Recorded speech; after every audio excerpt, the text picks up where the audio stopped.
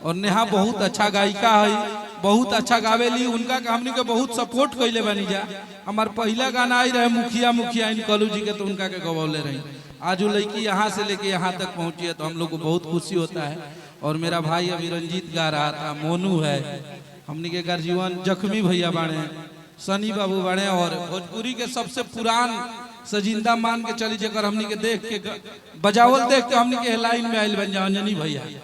तो सब लोग बड़ा बड़ा लोग बा, स्पीड रिकॉर्ड के प्रवीण भैया बाणे, निशांत बाबू बाणे, मनु जी बाणे। आज एजा कोनो कार्यक्रम नहीं क्या हो, ये भोजपुरी के एगो परिवार के सम्मेलन भइल बा। तो आप लोग बस एगो मोनू के हम गाना सुनल चाहते कि नाचे बोलूंगा खेसारी स्टाइल में। आप लोग बहुत आशीर्वाद देते हैं, भाई मेरा गाएगा, हम लोग चले जाएंगे। गाओ। हेलो हेलो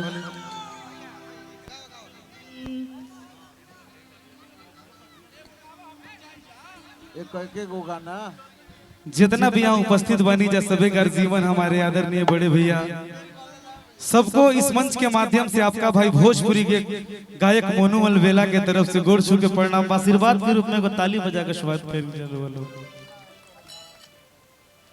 आज हमने के नेहा जी के भाई के शादी में पूरा कलाकार उपस्थित बानी जा, बड़ा खुशी होता, गर्व होता। चाहम कि तमाम जितना भी कलाकार हमने लागे आइल बानी जा, सबके सम्मान में, सबके स्वागत में ताली बजा कर वो लोग स्वागत करी जाए एकदम। और हमारे बीच आदरणीय बड़े भैया अखिलेश भैया, जिनका बहुत ही प्यार आशीर्वाद रहता है, विवेक भैया, सबको दिल से प्रणाम। पवन बाबा, हम रंजनी भैया के गोड़ छू के प्रणाम बा। और वीडियो बनाइब हम अपना मोबाइल में जी, अपना मोबाइल में, कि केहू के तनो करी रंगदारी, खेसारी सब पे भारी रही है, खेसारी सब पे भारी रही है। हमसे सब भैया बोलते हैं, जितने भी मीडिया वाले न्यूज वाले हैं, कि आप खेसारी जी पे खाली गाना क्यों गाते हैं। तो मैं जिनको सम्मान करता हूं दिल से, उनको भगवान मानता हूं अपना, मैं उनके लिए हमेशा समर्पित रहता हूं। और मैं हमेशा एक नाव पे चलने वाला इंसान हूं। कि वीडियो बनाइब हम अपना मोबाइल में जी, अपना मोबाइल में, और नाचे बलम हाय हाय हाय, वीडियो बनाइब हम अपना मोबाइल में जी, अपना मोबाइल में। आप लोग भी आ जाइएगा। वीडियो बनाइब हम अपना मोबाइल में जी, अपना मोबाइल में, नाचे बलम हाय हाय हाय, नाचे बलम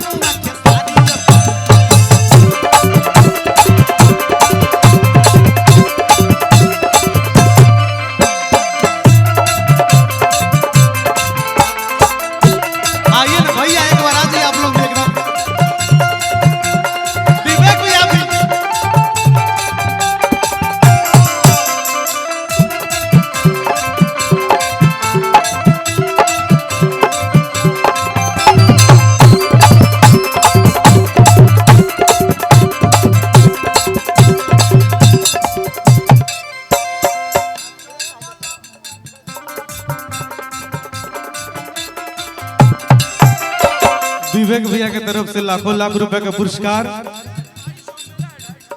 250 भैया का है, अखिलेश भैया का 250, विवेक भैया का है।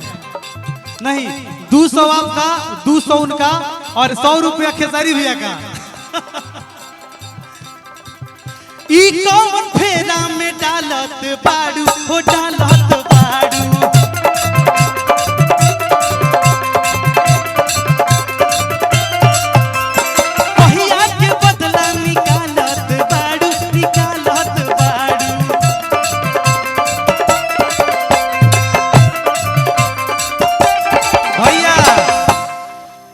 रउआ संगे फोटो लगाइब प्रोफाइल में, लगाइब प्रोफाइल में, कि रउआ संगे फोटो लगाइब प्रोफाइल में, लगाइब प्रोफाइल में।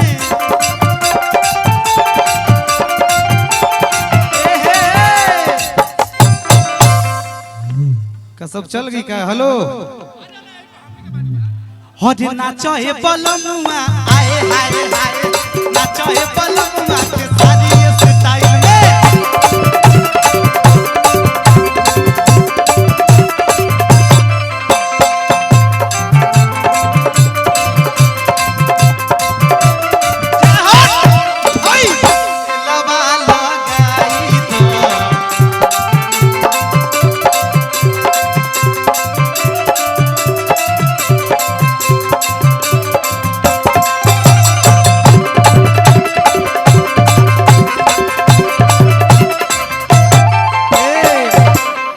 एगो हमार गाना आउ बहुत बड़ा हिट भइल बा, 100 मिलियन हो गइल बा। कि टिकट बड़ी महंगा मिलता कि सुन के दिमाग हिलता जाइब हम बतिया तारी के फिल्म हम देखब खेसारी के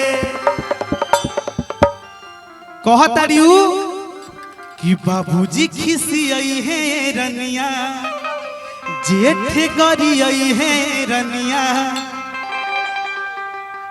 कि बाबूजी खिसियई है रनिया जेठ गरियई है रनिया जाइब हम घूंघट काढ़ी के जाइब हम घूंघट काढ़ी के फिल्म हम देखब खेसारी के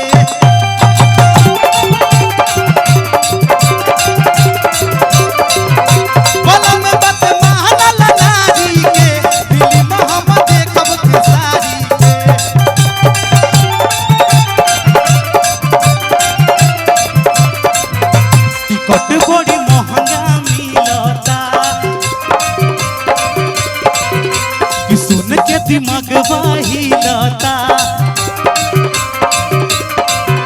टिकट बड़ी महंगा मिलता कि सुन के दिमाग हिलता जाइब हम बतिया तारी के फिल्म हम देखब खेसारी के भैया मोनू भाई मतलब यहाँ पे इतनी जनता बैठी है, दुनिया अपना अपना गाना गाती है, लेकिन मोनू है एक सुपरस्टार के नाम पे गाना गा के 100 मिलियन कर दिया। आप सबको लव यू है। सब लोग अपना अपना गाना गाओ, मोनू खेसारी भैया का नाम पे गाना गा के 100 मिलियन कर देता है। जियो खेसारी। तो फिर कल एक आ रहा है 100 मिलियन। ये गाना मेरा मोनू अलबेला जंक्शन से रिलीज हुआ है, रिलीज कल हो रहा है। बहुत ही अच्छे जो गीतकार हमारे बड़े भैया सुखदयाल सोहरा भैया के लिखा हुआ गाना है कि घरवा के खात नहीं खाना बा कि घरवा के खात नहीं खाना बा खेसारी जी के गाना दिन भर गावता नचनिया के सैया दीवाना बा नचनिया के सैया दीवाना बा कि घरवा के खात नहीं खाना बा खेसारी जी के गावती त गाना बा नचनिया के सैया दीवाना बा नचनिया के सैया दीवाना बा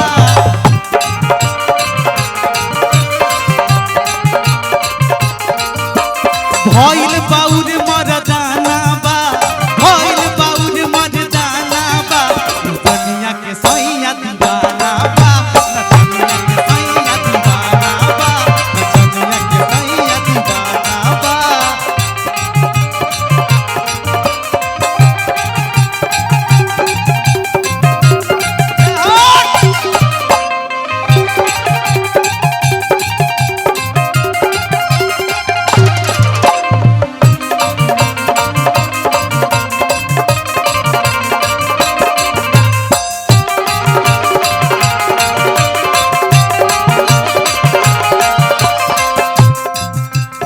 भैया टाइम नहीं के सबके गावे के बाद फिर से लास्ट में वही गाना और की वीडियो एक बार हाला करके भैया तेरी दोनों हाथ खोल के एकदम ये छपरा का पावन पवित्र धरती और खेसारी भैया का धरती है और की वीडियो बनाई हम अपना मोबाइल में जी अपना मोबाइल में और नाचो हे बलमुआ आए